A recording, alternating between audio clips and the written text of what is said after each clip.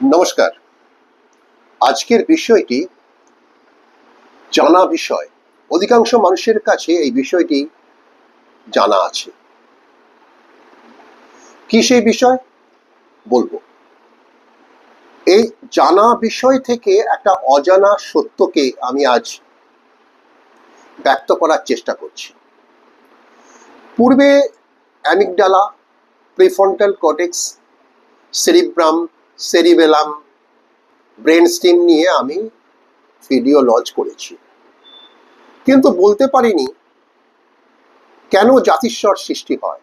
বলতে পারিনি একটা শিশু কেন সুন্দর একটা ছবি আঁকছে, যে ছবিটির অন্তর্নিহিত ভাব খুবই জটিল এবং তার মধ্যে একটা মূল্যবান তথ্য এবং তত্ত্ব লুকিয়ে আছে।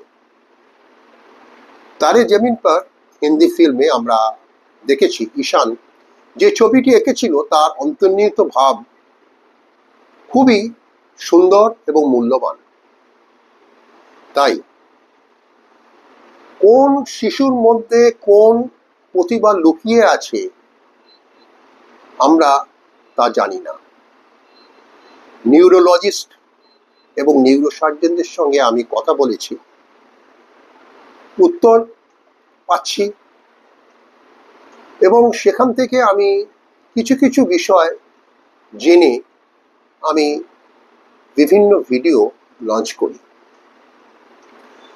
আজকে আমি আরেকটি বিষয় নিয়ে কথা বলবো, তা হলো বৈজ্ঞানিক যে চিন্তাধারা, আইনস্টাইন, আইজাক নিউটন, এগুলি খুবই মূল্যবান।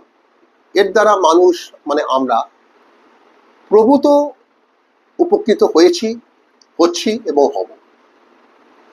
কিন্তু এই যে প্রতিভা, এই যে ট্যালেন্ট, কিছু কিছু মানুষের ক্ষেত্রে দেখা যায়, কিছু কিছু মানুষের ক্ষেত্রে দেখা যায় না।